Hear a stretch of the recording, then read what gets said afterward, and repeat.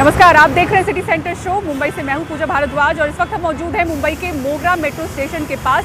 एक special report आपको दिखाएंगे मेट्रो से जुड़ी हुई। मुंबई में मेट्रो लाइन जिस तरह से बिछ रही है, वहां के आसपास के इलाकों में जो प्रॉपर्टी की डिमांड है वो बढ़ने लगी है। ये स्पेशल रिपोर्ट हम आपको आगे दिखाएंगे, लेकिन शुरुआत कर रहे हैं कोरोना वायरस की खबर से। देश भर में कोरोना के मामले जिस तरह से बढ़ रहे हैं, इसको लेकर केंद्र सरकार अलर्ट मोड पर है। आज और कल अस्पतालों में मॉक ड्रिल हो रही है। इस दौरान ये देखा जा रहा है कि अस्पताल ऑक्सीजन बेड, ऑक्सीजन की आपूर्ति समेत जरूरी उपकरणों को लेकर कितने तैयार हैं।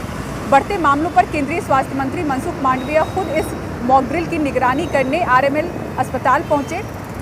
झज्जर, दिल्ली, भोपाल, चेन्नई, हैदराबाद, पटना और अहमदाबाद समेत कई जगहों से मॉक ड्रिल की तस्वीरें सामने आई। कोरोना के बढ़ते रोग के बीच अस्पताल कितने तैयार। केंद्रीय स्वास्थ्य मंत्री ने दिल्ली के आरएमएल अस्पताल का दौरा किया और इसका जायजा लिया। आशंकाओं के बीच की ये तैयारी है।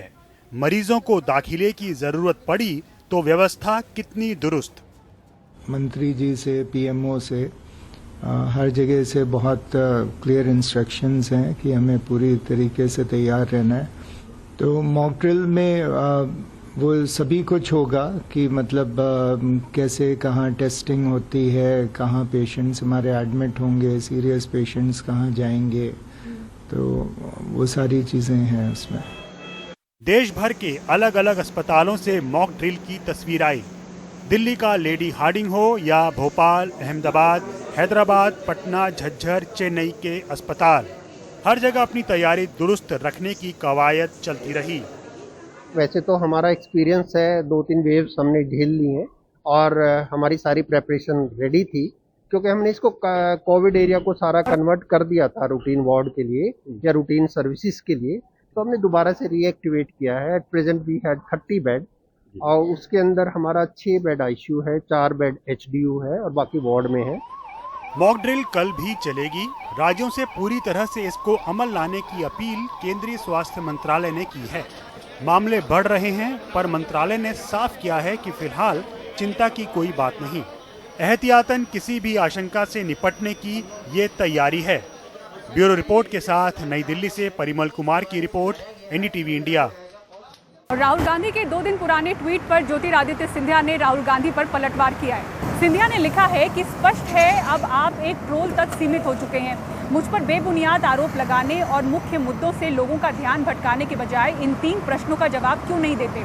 पिछड़े वर्ग को लेकर अपने अपमानजनक बयान के लिए माफ़ी क्यों नहीं मांगते। उल्टा कहते हैं कि आप सावरकर जी नहीं हैं, माफ़ी नहीं मांगेंगे। देश सेवक का अपमान और इतना अहंकार क्यों। जिस न्यायालय पर कांग्रेस ने सदैव उंगली उठाई, आज अपने स्वार्थ हेतु उस पर दबाव क्यों बना रहे हैं। आपके लिए नियम अलग क्यों हो। अपने आप को क्या आप फर्स्ट क्लास नागरिक मानते हैं। आप अहंकार से इस कदर ग्रस्त हैं कि शायद इन सवालों की महत्ता भी आपकी समझ से परे है। दरअसल राहुल गांधी ने अडानी मामले से जुड़ा एक ट्वीट किया था, जिसमें कई नामों के साथ सिंधिया के नाम का भी जिक्र था। ये तस्वीर शेयर करते हुए राहुल गांधी ने लिखा था, सच्चाई छुपाते हैं इसलिए रोज भटकाते हैं। सवाल वही है, अडानी की कंपनियों में 20,000 करोड़ बेनामी पैसे किसके लिए हैं। कर्नाटक में बीजेपी अमूल को प्रमोट करने के चक्कर में उलझती हुई नजर आ रही है। कांग्रेस और जेडीएस ने आरोप लगाया है कि स्थानीय ब्रांड नंदिनी को खत्म कर एक गुजराती ब्रांड को बीजेपी की सरकार प्रमोट कर रही है। इस बीच सोशल मीडिया पर क्या नया ट्रेंड दिख रहा है, दिखाते हैं आपको इस रिपोर्ट में। नंदिनी बनाम अमूल। विधानसभा चुनाव से ठीक पहले दूध दही के मुद्दे पर सियासी रायता फैल गया है। कांग्रेस जेडीएस इसे फैलाने में जुटी है और बीजेपी को ये रास नहीं आ रहा। विवाद अमूल के एक ट्वीट से शुरू हुआ, जिसमें लिखा था कि अमूल का प्रोडक्ट बेंगलुरु में उतरने वाला है। अमूल का उतरना कर्नाटका मिल्क फेडरेशन के ब्रांड नंदिनी को चुनौती है। लिहाजा कांग्रेस ने अमूल को गुजरात का ब्रांड बताते हुए उसके खिलाफ मोर्चा खोल दिया। ये बहुत स्वादिष्ट है, मोदी जी इसे चखिए, अमित शाह जी इसे चखिए, कर्नाटक में बीजेपी के सभी सांसद इसे चखिए। ये बहुत स्वादिष्ट है, ये कर्नाटक का गौरव है। आप इसे बर्बाद करने पर तुले हैं। कांग्रेस नेता सिद्धरामैया ने ट्वीट किया कि ये राज्य पर अमूल ब्रांड को थोपने की साजिश है। नंदिनी कर्नाटक के किसानों की लाइफलाइन है। ऐसे में मैं सभी से अपील करता हूं कि इस कोशिश को रोका जाए। जेडीएस ने तो एक कदम आगे बढ़कर अमूल को थोपने के खिलाफ खूनी क्रांति की धमकी दे डाली। इन्हों ನಮ್ಮ ಅಮೂಲನ್ನ KMF ಅನ್ನ ತಗೊಳಕ್ ಹೊಂಟವ್ರೆ। वो अब हमारे कर्नाटका मिल्क फेडरेशन को बाहर निकालने की कोशिश कर रहे हैं। मैं बम्बई से कहना चाहता हूं, अगर आप KMF को छूते हैं तो कर्नाटक में दूध क्रांति के बजाय रक्त क्रांति होगी। अगर हम मर भी गए तो अपनी नंदिनी गुजरात को नहीं बेचेंगे। ನಮ್ಮ ಕರ್ನಾಟಕದ ಕನ್ನಡಿಗರ ಸೋತರು। लेकिन अमूल बनाम नंदिनी की ये लड़ाई सियासी ज्यादा दिख रही है। अगर दाम की बात करें तो कर्नाटका में नंदिनी के प्रोडक्ट्स को पीछे छोड़ना मुश्किल है। दरअसल कर्नाटका सरकार दूध उत्पादन करने वाले किसानों को 6 रुपए प्रति लीटर की सब्सिडी देती है। इस वजह से नंदिनी के प्रोडक्ट्स दूसरे ब्रांड की तुलना में काफी सस्ते हैं।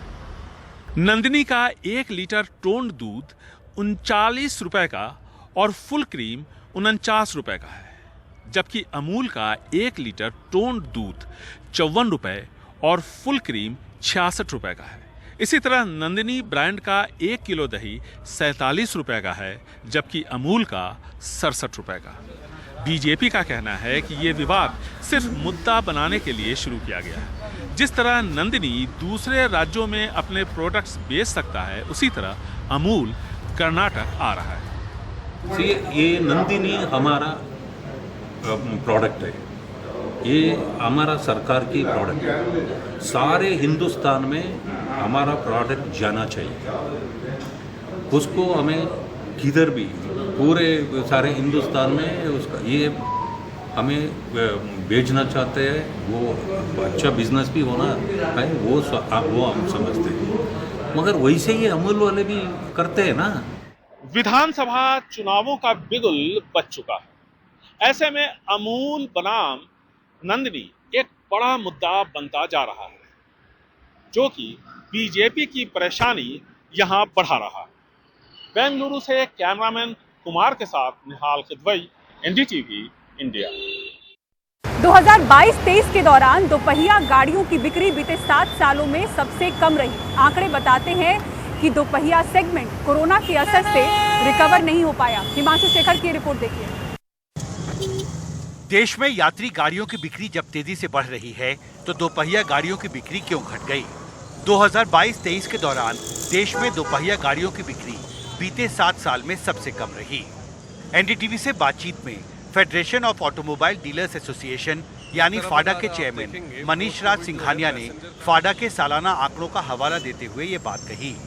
पोस्ट कोविड के डेटा से अपन कंपेयर करते हैं 2019 से, तो आज भी 17% डाउन चल रही है टू व्हीलर के रिटेल। ऑटोमोबाइल डीलर दोपहिया वाहनों की बिक्री में गिरावट की कई वजहें गिना रहे हैं। BS4 की जगह BS6 के आने से एंट्री लेवल की दोपहिया गाड़ियों की कीमत 38 से 40 हजार रुपए के स्तर से बढ़कर 60 हजार रुपए तक पहुंच गई है। ऑटो लोन महंगा हो गया है। रेपो रेट बढ़ने से ऑटो लोन पर ब्याज दर बढ़ गई है, जिसके कारण EMI बढ़ गई है। इसके अलावा पेट्रोल और डीजल की कीमतें भी ऊंचे स्तर पर बनी हुई हैं। ग्रामीण इलाकों में जो ताज़ा सरकार ने आंकड़े जारी किए, उसमें यह दिखाया गया कि फरवरी में जो महंगाई दर थी ग्रामीण इलाकों में शहरों से ज़्यादा थी, 6.72% महंगाई। तो आपको लगता है कि ये महंगाई की वजह से भी सेल्स पर असर पड़ा, विशेषकर ग्रामीण इलाकों में? हाँ, डेफिनेटली ग्रामीण इलाकों में और साथ ही साथ एंट्री लेवल जो सेगमेंट रहता है उनके लिए ये सब आंकड़े बहुत मायने रखते हैं, क्योंकि उसको एक महीने का बजट रहता है, उस बजट के तहत जो है अपना घर चलाना रहता है। और ये महंगाई जो है और सबसे ज़्यादा इम्पैक्ट करती है एंट्री लेवल, चाहे वो टू व्हीलर हो चाहे पैसेंजर कार हो, दोनों को उनकी रिटेल्स में अफेक्ट करता है। दोनों सेगमेंट इसीलिए लगातार गिरते जा रहे हैं। ऑटोमोबाइल डीलर्स के मुताबिक पिछले कुछ हफ्तों में कई राज्यों में जो बेमौसम बारिश और ओलावृष्टि हुई है, उसकी वजह से भी ग्रामीण अर्थव्यवस्था में स्ट्रेस बढ़ा है और इसका असर ग्रामीण इलाकों में दोपहिया गाड़ियों की बिक्री पर भी पड़ेगा। पिछले कुछ महीनों में ब्याज दरों में लगातार हुई बढ़ोतरी से भी निम्न मध्यम वर्ग की जेब ढीली हुई है और उसके पास खरीद की गुंजाइश घटी है।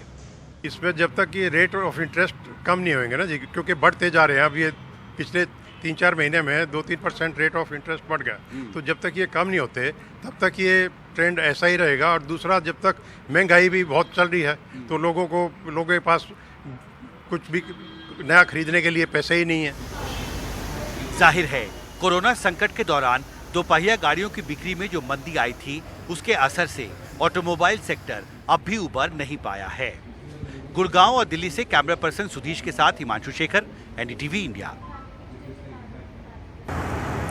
और मुंबई मेट्रो की आप तस्वीरें देख रहे हैं, जहां भी मेट्रो की ये लाइन शुरू हुई है या शुरू हो रही है, 250 किलोमीटर से भी ज़्यादा की लाइन बिछी है। वहां के आसपास के इलाकों में प्रॉपर्टी की डिमांड बढ़ी है किस तरह से, इस रिपोर्ट में आपको दिखाते हैं।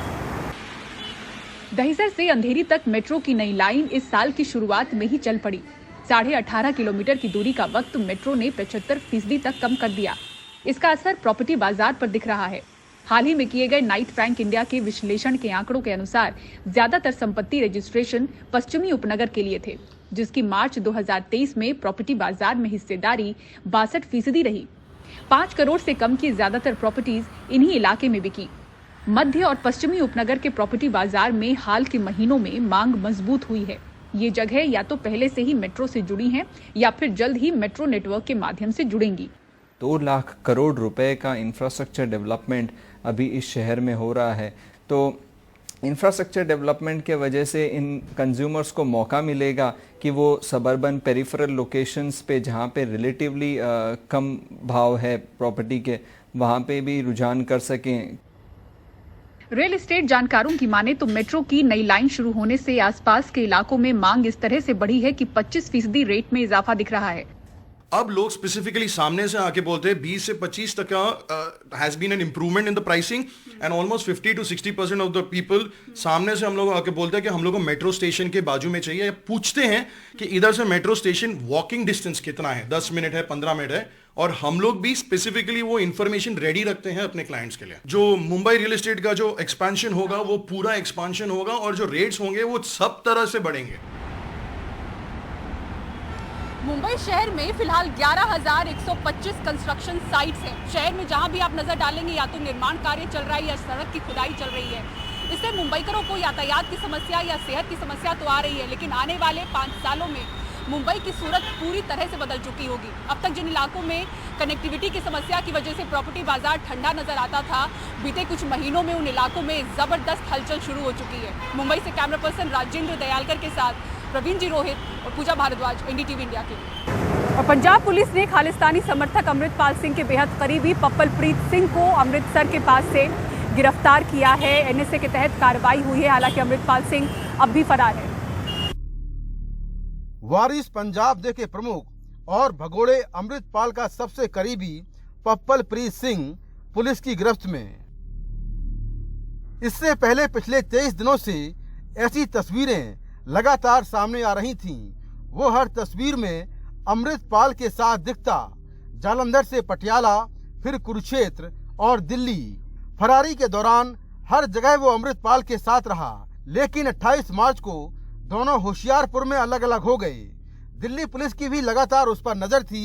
एक ज्वाइंट ऑपरेशन में पंजाब पुलिस ने पप्पलप्रीत सिंह को अमृतसर के कत्थू नंगला इलाके से गिरफ्तार कर लिया। इस केस में एक स्पेशल ऑपरेशन जो चल रहा था, इसमें हमारे पास वाइटल क्लूज थे, जिसमें पप्पलप्रीत सिंह जो मेन एसोसिएट है अमृतपाल सिंह का, उसको पंजाब पुलिस ने, खास करके अमृतसर रूरल पुलिस ने कत्थू नंगल एरिया है अमृतसर में, वहां से अरेस्ट किया है। पंजाब पुलिस ने इसको एनएसए में डिटेन किया है। इसके अलावा 6 और केसेस इस पे रजिस्टर्ड हैं, जो time to time as per legal process उस पे काम किया जाएगा बाद में। पुलिस की जांच में सामने आया कि पप्पलप्रीत सिंह अमृतपाल को लॉजिस्टिक सपोर्ट मुहैया कराने से लेकर उसकी हर गतिविधि में शामिल रहता था। वारिस पंजाब दे का किसी भी तरह का कोई कार्यक्रम होता तो मीडिया का पूरा मैनेजमेंट पप्पलप्रीत ही संभालता। पुलिस के मुताबिक पप्पलप्रीत सिंह अमृतसर के मजीठा हलके के गांव मरडी कला का रहने वाला है। उसकी मां सरकारी टीचर थीं और पिता खेतीबाड़ी से जुड़े थे।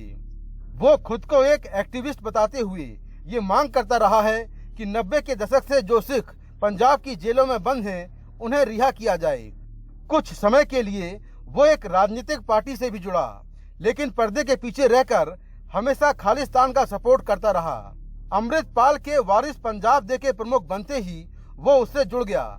इस संगठन को लेकर वो सोशल मीडिया के अलग अलग प्लेटफॉर्म पर काफी सक्रिय था। पप्पल प्रीत सिंह अमृतपाल का मीडिया सलाहकार भी है और खुद भी विदेशों से चलने वाले चैनलों के साथ बतौर पत्रकार जुड़ा रहा है। पंजाब पुलिस उसकी गिरफ्तारी को बड़ी कामयाबी बता रही है। पंजाब पुलिस ने अमृतपाल के वारिस पंजाब डे से जुड़े 23 लोगों को अब तक गिरफ्तार किया है, जबकि हिरासत में लिए गए 350 से ज्यादा लोगों को छोड़ दिया गया। आखिरकार 23 दिन बाद पंजाब पुलिस ने अमृतपाल के सबसे करीबी पप्पल प्रीत सिंह को गिरफ्तार तो कर लिया, लेकिन अमृतपाल सिंह जो वापस पंजाब में लौटकर पंजाब पुलिस को खुली चुनौती दे रहा है और कह रहा है कि पंजाब पुलिस उसका बाल बाका नहीं कर पाएगी, उसे पंजाब पुलिस कब गिरफ्तार कर पाएगी। नई दिल्ली और पंजाब से मुकेश सिंह सेंगर, एनडीटीवी इंडिया।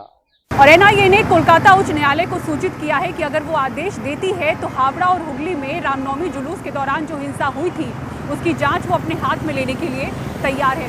इसी खबर पर ज्यादा जानकारी दे रहे हमारे सहयोगी सौरभ गुप्ता।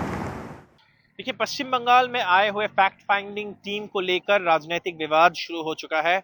आज सुबह जब इस फैक्ट फाइंडिंग टीम के प्रेस कॉन्फ्रेंस हुआ, उस प्रेस कॉन्फ्रेंस में फैक्ट फाइंडिंग टीम के जो नेतृत्व दे रहे हैं जस्टिस एल नरसिम्हा रेड्डी, उन्होंने कहा कि ये जो हिंसा हुआ रामनवमी के जुलूस के दौरान, ये पुलिस के सहमति के बिना नहीं हो सकते। पुलिस ने इसको होने दिया है, बल्कि उन्होंने जाके कहा, ये आरोप लगाया कि पुलिस ने करवाया है। इसके उत्तर में पश्चिम बंगाल के मुख्यमंत्री ने कहा कि ये जो टीम है ये एक राजनीतिक दल का भेजा हुआ है, इनका कोई वैल्यू नहीं है, ये वहां जाके जो शांति का स्थिति वापस आए है उसे और बिगड़ना चाहते हैं। और इस मामले को लेकर अब राजनीतिक विवाद जरूर हो रहे हैं। मुख्यमंत्री के बयान के बाद जस्टिस एल नरसिम्हा रेड्डी जो इस फैक्ट फाइंडिंग टीम को नेतृत्व दे रहे हैं, उन्होंने कहा अगर कुछ छुपाने का नहीं था तो क्यों नहीं जाने दिया गया है इस टीम को। पुलिस का कहना है कि वहां पे सेक्शन 144 जो बड़े लोगों का इकट्ठे होने पर पाबंदी लगाते हैं बड़े संख्या में, वो जारी है, इसीलिए इस टीम को नहीं जाने दिया गया है इन इलाकों में। लेकिन आज ये जो फैक्ट फाइंडिंग टीम है आके राज्यपाल से मिला। पश्चिम बंगाल के राज्यपाल डॉक्टर सीवी आनंद बोस से यहाँ पे राजभवन में उनकी मुलाकात हुई। उस मुलाकात के बाद वो लोग यहाँ पे प्रेस कॉन्फ्रेंस किया फिर से और कहा कि हमें नहीं जाने दिया गया था वहां पे और हम एक फैक्ट फाइंडिंग टीम है। लेकिन जरूर इस पर तृणमूल आरोप लगा रहा है कि ये बीजेपी का भेजा हुआ टीम है, इनका कोई कॉन्स्टिट्यूशनल पोजीशन या बैकिंग नहीं है, ना ही इनका कोई सरकार से भेजा हुआ टीम है, तो इन्हें क्यों जाने दे, इनका क्या अहमियत है, इस पर टीएमसी ने टिप्पणी किया है। तो इस सारे बात को लेकर राजनीतिक माहौल में जरूर चर्चा हो रहा है। साथ साथ कलकत्ता हाई कोर्ट एक मामला का सुनवाई कर रहे हैं जिसमें एनआईए प्रोब का मांग रखी गई है बीजेपी के तरफ से, बीजेपी के नेता और नेता विपक्ष शुभेंदु अधिकारी की तरफ से। और ये जो फैक्ट फाइंडिंग टीम है इन्होंने भी एनआईए प्रोब का डिमांड या मांग जरूर रखे हैं। तो सारे जो प्रक्रिया है अब एक राजनीतिक बहस में जुड़े हुए हैं। और सलमान खान की नई फिल्म किसी का भाई किसी की जान का ट्रेलर लॉन्च हो चुका है। दिखाएंगे आपको इसकी तस्वीरें एक ब्रेक के बाद। देखते रहिए सिटी सेंटर शो।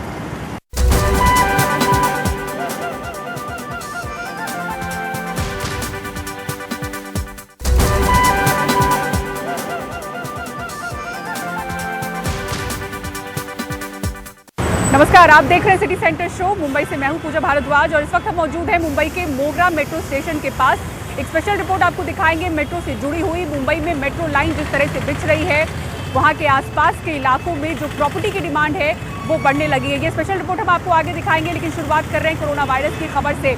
देश भर में कोरोना के मामले जिस तरह से बढ़ रहे हैं, इसको लेकर केंद्र सरकार अलर्ट मोड पर है। आज और कल अस्पतालों में मॉक ड्रिल हो रही है। इस दौरान ये देखा जा रहा है कि अस्पताल ऑक्सीजन बेड, ऑक्सीजन की आपूर्ति समेत जरूरी उपकरणों को लेकर कितने तैयार हैं। बढ़ते मामलों पर केंद्रीय स्वास्थ्य मंत्री मनसुख मांडविया खुद इस मॉक ड्रिल की निगरानी करने आरएमएल अस्पताल पहुंचे। झज्जर, दिल्ली, भोपाल, चेन्नई, हैदराबाद, पटना और अहमदाबाद समेत कई जगहों से मॉक ड्रिल की तस्वीरें सामने आई। कोरोना के बढ़ते रोग के बीच अस्पताल कितने तैयार? केंद्रीय स्वास्थ्य मंत्री ने दिल्ली के आरएमएल अस्पताल का दौरा किया और इसका जायजा लिया। आशंकाओं के बीच की ये तैयारी है। मरीजों को दाखिले की जरूरत पड़ी तो व्यवस्था कितनी दुरुस्त? मंत्री जी से, पीएमओ से, हर जगह से बहुत क्लियर इंस्ट्रक्शंस हैं कि हमें पूरी तरीके से तैयार रहना है। तो मॉक ड्रिल में वो सभी कुछ होगा कि मतलब कैसे कहाँ टेस्टिंग होती है, कहाँ पेशेंट्स हमारे एडमिट होंगे, सीरियस पेशेंट्स कहाँ जाएंगे, तो वो सारी चीज़ें हैं उसमें। देश भर के अलग अलग अस्पतालों से मॉक ड्रिल की तस्वीर आई। दिल्ली का लेडी हार्डिंग हो या भोपाल, अहमदाबाद, हैदराबाद, पटना, झज्जर, चेन्नई के अस्पताल, हर जगह अपनी तैयारी दुरुस्त रखने की कवायद चलती रही। वैसे तो हमारा एक्सपीरियंस है, 2-3 वेव्स हमने झेल ली हैं और हमारी सारी प्रेपरेशन रेडी थी, क्योंकि हमने इसको कोविड एरिया को सारा कन्वर्ट कर दिया था रूटीन वार्ड के लिए या रूटीन सर्विसेज के लिए। तो हमने दोबारा से रीएक्टिवेट किया है। At present we had 30 bed और उसके अंदर हमारा 6 बेड आईसीयू है, 4 बेड एचडीयू है और बाकी वार्ड में है। मॉक ड्रिल कल भी चलेगी।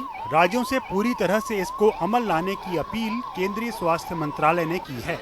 मामले बढ़ रहे हैं पर मंत्रालय ने साफ किया है कि फिलहाल चिंता की कोई बात नहीं। एहतियातन किसी भी आशंका से निपटने की ये तैयारी है। ब्यूरो रिपोर्ट के साथ नई दिल्ली से परिमल कुमार की report, NDTV India. Rahul Gandhi के 2 दिन पुराने ट्वीट पर ज्योतिरादित्य सिंधिया ने राहुल गांधी पर पलटवार किया है। सिंधिया ने लिखा है कि स्पष्ट है अब आप एक ट्रोल तक सीमित हो चुके हैं। मुझ पर बेबुनियाद आरोप लगाने और मुख्य मुद्दों से लोगों का ध्यान भटकाने के बजाय इन 3 प्रश्नों का जवाब क्यों नहीं देते?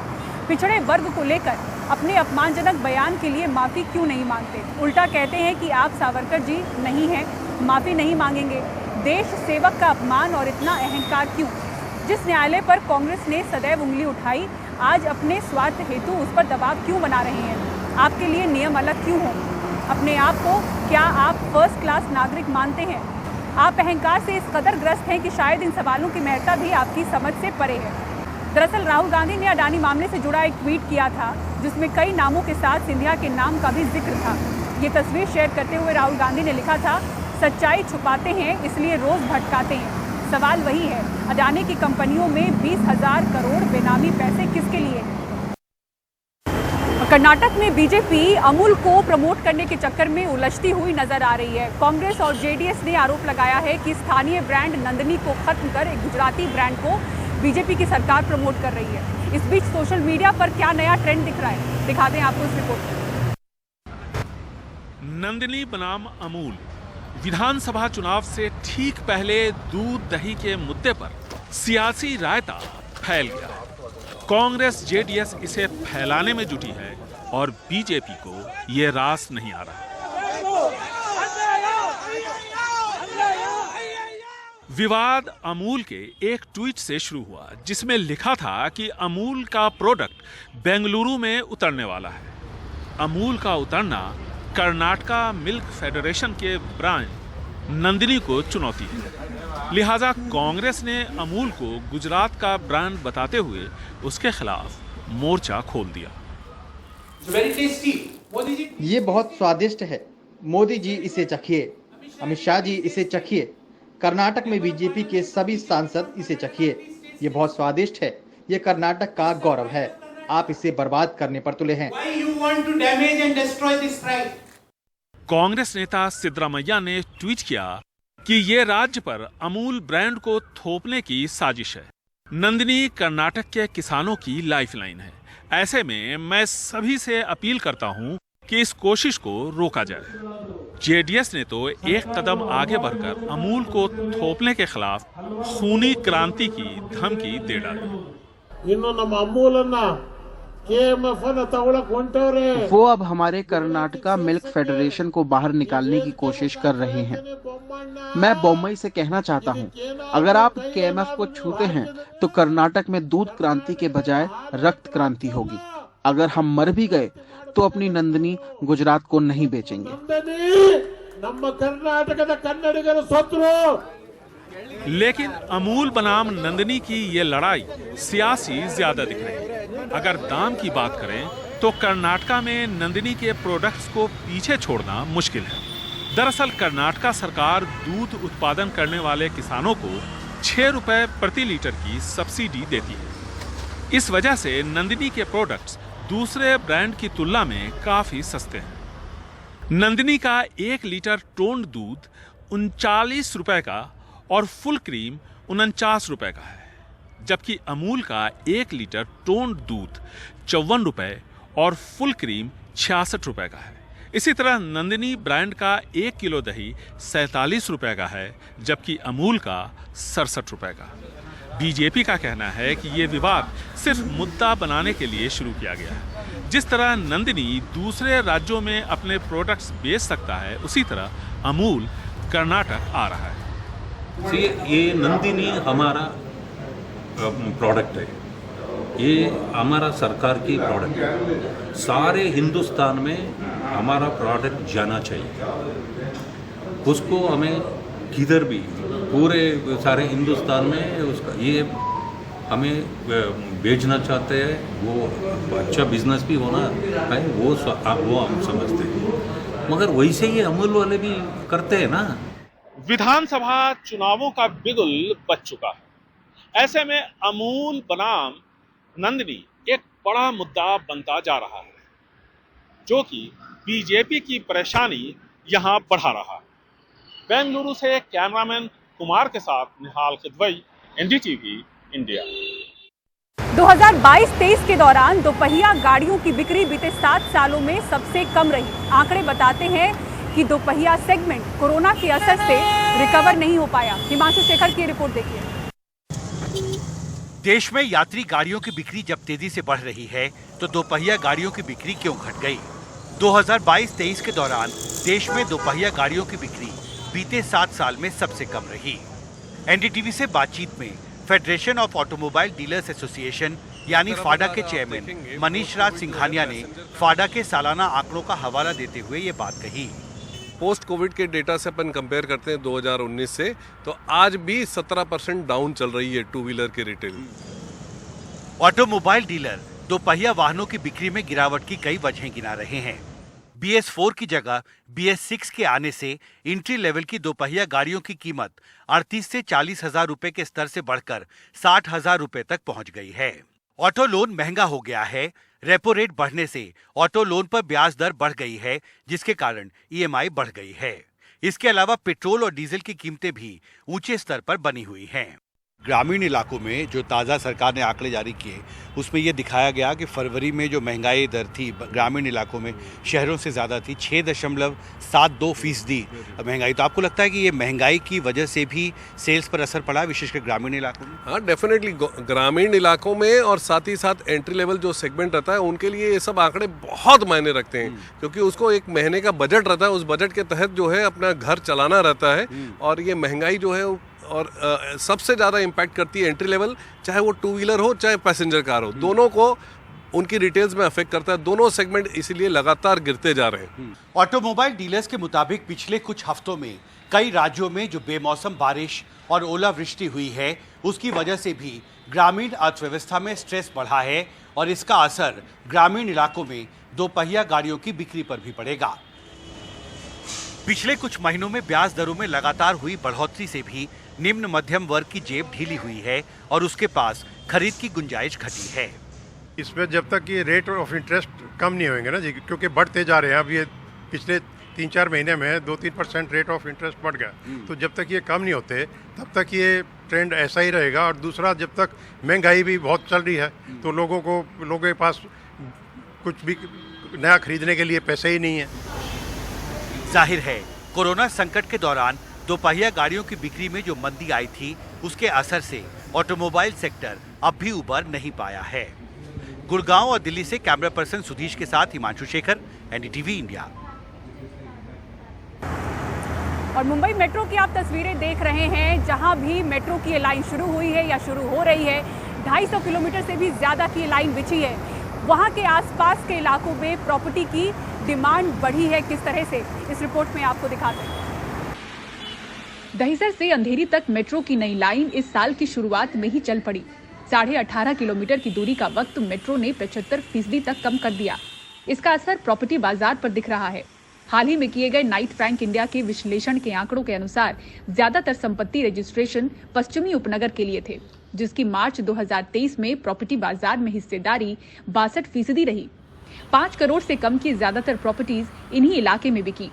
मध्य और पश्चिमी उपनगर के प्रॉपर्टी बाजार में हाल के महीनों में मांग मजबूत हुई है। ये जगह या तो पहले से ही मेट्रो से जुड़ी हैं या फिर जल्द ही मेट्रो नेटवर्क के माध्यम से जुड़ेंगी। 2 लाख करोड़ रुपए का इंफ्रास्ट्रक्चर डेवलपमेंट अभी इस शहर में हो रहा है। तो इंफ्रास्ट्रक्चर डेवलपमेंट के वजह से इन कंज्यूमर्स को मौका मिलेगा कि वो सबर्बन पेरिफेरल लोकेशंस पे जहाँ पे रिलेटिवली कम भाव है प्रॉपर्टी के, वहाँ पे भी रुझान कर सकें।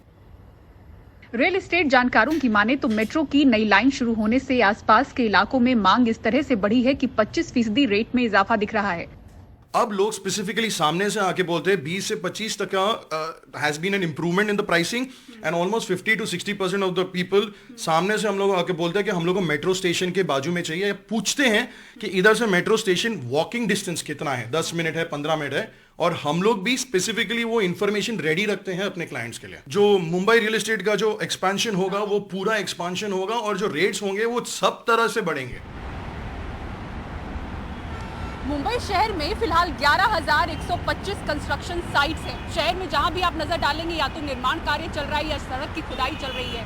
इससे मुंबईकरों को यातायात की समस्या या सेहत की समस्या तो आ रही है, लेकिन आने वाले 5 सालों में मुंबई की सूरत पूरी तरह से बदल चुकी होगी। अब तक जिन इलाकों में कनेक्टिविटी की समस्या की वजह से प्रॉपर्टी बाजार ठंडा नजर आता था, बीते कुछ महीनों में उन इलाकों में जबरदस्त हलचल शुरू हो चुकी है। मुंबई से कैमरा पर्सन राजेंद्र दयालकर के साथ प्रवीण जी रोहित और पूजा भारद्वाज, एनडीटीवी इंडिया के लिए। और पंजाब पुलिस ने खालिस्तानी समर्थक अमृतपाल सिंह के बेहद करीबी पप्पलप्रीत सिंह को अमृतसर के पास से गिरफ्तार किया है। एनएसए के तहत कार्रवाई हुई है। हालांकि अमृतपाल सिंह अब भी फरार है।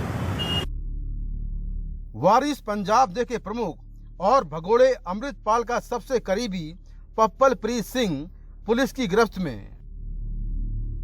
इससे पहले पिछले 23 दिनों से ऐसी तस्वीरें लगातार सामने आ रही थीं। वो हर तस्वीर में अमृतपाल के साथ दिखता। जालंधर से पटियाला, फिर कुरुक्षेत्र और दिल्ली। फरारी के दौरान हर जगह वो अमृतपाल के साथ रहा, लेकिन 28 मार्च को दोनों होशियारपुर में अलग अलग हो गए। दिल्ली पुलिस की भी लगातार उस पर नजर थी। एक ज्वाइंट ऑपरेशन में पंजाब पुलिस ने पप्पलप्रीत सिंह को अमृतसर के कथू नंगला इलाके से गिरफ्तार कर लिया। इस केस में एक स्पेशल ऑपरेशन जो चल रहा था, इसमें हमारे पास वाइटल क्लूज थे, जिसमें पप्पलप्रीत सिंह जो मेन एसोसिएट है अमृतपाल सिंह का, उसको पंजाब पुलिस ने, खास करके अमृतसर रूरल पुलिस ने कथू नंगल एरिया है अमृतसर में, वहां से अरेस्ट किया है। पंजाब पुलिस ने इसको एनएसए में डिटेन किया है। इसके अलावा 6 और केसेस इस पे रजिस्टर्ड हैं, जो time to time as per legal process उस पर काम किया जाएगा बाद में। पुलिस की जांच में सामने आया कि पप्पलप्रीत सिंह अमृतपाल को लॉजिस्टिक सपोर्ट मुहैया कराने से लेकर उसकी हर गतिविधि में शामिल रहता था। वारिस पंजाब दे का किसी भी तरह का कोई कार्यक्रम होता तो मीडिया का पूरा मैनेजमेंट पप्पलप्रीत ही संभालता। पुलिस के मुताबिक पप्पलप्रीत सिंह अमृतसर के मजीठा हलके के गांव मरडी कला का रहने वाला है। उसकी मां सरकारी टीचर थीं और पिता खेतीबाड़ी से जुड़े थे। वो खुद को एक एक्टिविस्ट बताते हुए ये मांग करता रहा है कि 90 के दशक से जो सिख पंजाब की जेलों में बंद हैं, उन्हें रिहा किया जाए। कुछ समय के लिए वो एक राजनीतिक पार्टी से भी जुड़ा, लेकिन पर्दे के पीछे रहकर हमेशा खालिस्तान का सपोर्ट करता रहा। अमृतपाल के वारिस पंजाब दे के प्रमुख बनते ही वो उससे जुड़ गया। इस संगठन को लेकर वो सोशल मीडिया के अलग अलग प्लेटफॉर्म पर काफी सक्रिय था। पप्पलप्रीत सिंह अमृतपाल का मीडिया सलाहकार भी है और खुद भी विदेशों से चलने वाले चैनलों के साथ बतौर पत्रकार जुड़ा रहा है। पंजाब पुलिस उसकी गिरफ्तारी को बड़ी कामयाबी बता रही है। पंजाब पुलिस ने अमृतपाल के वारिस पंजाब जैसे जुड़े 23 लोगों को अब तक गिरफ्तार किया है, जबकि हिरासत में लिए गए 350 से ज्यादा लोगों को छोड़ दिया गया। आखिरकार 23 दिन बाद पंजाब पुलिस ने अमृतपाल के सबसे करीबी पप्पलप्रीत सिंह को गिरफ्तार तो कर लिया, लेकिन अमृतपाल सिंह जो वापस पंजाब में लौटकर पंजाब पुलिस को खुली चुनौती दे रहा है और कह रहा है कि पंजाब पुलिस उसका बाल बांका नहीं कर पाएगी, उसे पंजाब पुलिस कब गिरफ्तार कर पाएगी। नई दिल्ली और पंजाब से मुकेश सिंह सेंगर, एनडीटीवी इंडिया। और एनआईए ने कोलकाता उच्च न्यायालय को सूचित किया है कि अगर वो आदेश देती है तो हावड़ा और हुगली में रामनवमी जुलूस के दौरान जो हिंसा हुई थी उसकी जांच वो अपने हाथ में लेने के लिए तैयार है। इसी खबर पर ज्यादा जानकारी दे रहे हमारे सहयोगी सौरभ गुप्ता। देखिए, पश्चिम बंगाल में आए हुए फैक्ट फाइंडिंग टीम को लेकर राजनीतिक विवाद शुरू हो चुका है। आज सुबह जब इस फैक्ट फाइंडिंग टीम के प्रेस कॉन्फ्रेंस हुआ, उस प्रेस कॉन्फ्रेंस में फैक्ट फाइंडिंग टीम के जो नेतृत्व दे रहे हैं जस्टिस एल नरसिम्हा रेड्डी, उन्होंने कहा कि ये जो हिंसा हुआ रामनवमी के जुलूस के दौरान, ये पुलिस के सहमति के बिना नहीं हो सकते। पुलिस ने इसको होने दिया है, बल्कि उन्होंने जाके कहा, ये आरोप लगाया कि पुलिस ने करवाया है। इसके उत्तर में पश्चिम बंगाल के मुख्यमंत्री ने कहा कि ये जो टीम है ये एक राजनीतिक दल का भेजा हुआ है, इनका कोई वैल्यू नहीं है, ये वहां जाके जो शांति का स्थिति वापस आए है उसे और बिगड़ना चाहते हैं। और इस मामले को लेकर अब राजनीतिक विवाद जरूर हो रहे हैं। मुख्यमंत्री के बयान के बाद जस्टिस एल नरसिम्हा रेड्डी जो इस फैक्ट फाइंडिंग टीम को नेतृत्व दे रहे हैं, उन्होंने कहा अगर कुछ छुपाने का नहीं था तो क्यों नहीं जाने दिया गया है इस टीम को। पुलिस का कहना है कि वहां पे सेक्शन 144 जो बड़े लोगों का इकट्ठे होने पर पाबंदी लगाते हैं बड़े संख्या में, वो जारी है, इसीलिए इस टीम को नहीं जाने दिया गया है इन इलाकों में। लेकिन आज ये जो फैक्ट फाइंडिंग टीम है आके राज्यपाल से मिला। पश्चिम बंगाल के राज्यपाल डॉक्टर सीवी आनंद बोस से यहाँ पे राजभवन में उनकी मुलाकात हुई। उस मुलाकात के बाद वो लोग यहाँ पे प्रेस कॉन्फ्रेंस किया फिर से और कहा कि हमें नहीं जाने दिया गया था वहां पे और हम एक फैक्ट फाइंडिंग टीम है। लेकिन जरूर इस पर तृणमूल आरोप लगा रहा है कि ये बीजेपी का भेजा हुआ टीम है, इनका कोई कॉन्स्टिट्यूशनल पोजीशन या बैकिंग नहीं है, ना ही इनका कोई सरकार से भेजा हुआ टीम है, तो इन्हें क्यों जाने दे, इनका क्या अहमियत है, इस पर टीएमसी ने टिप्पणी किया है। तो इस सारे बात को लेकर राजनीतिक माहौल में जरूर चर्चा हो रहा है। साथ साथ कलकत्ता हाई कोर्ट एक मामला का सुनवाई कर रहे हैं जिसमें एनआईए प्रोब का मांग रखी गई है बीजेपी के तरफ से, बीजेपी के नेता और नेता विपक्ष शुभेंदु अधिकारी की तरफ से। और ये जो फैक्ट फाइंडिंग टीम है इन्होंने भी एनआईए प्रोब का डिमांड या मांग जरूर रखे हैं। तो सारे जो प्रक्रिया है अब एक राजनीतिक बहस में जुड़े हुए हैं। और सलमान खान की नई फिल्म किसी का भाई किसी की जान का ट्रेलर लॉन्च हो चुका है। दिखाएंगे आपको इसकी तस्वीरें एक ब्रेक के बाद। देखते रहिए सिटी सेंटर शो।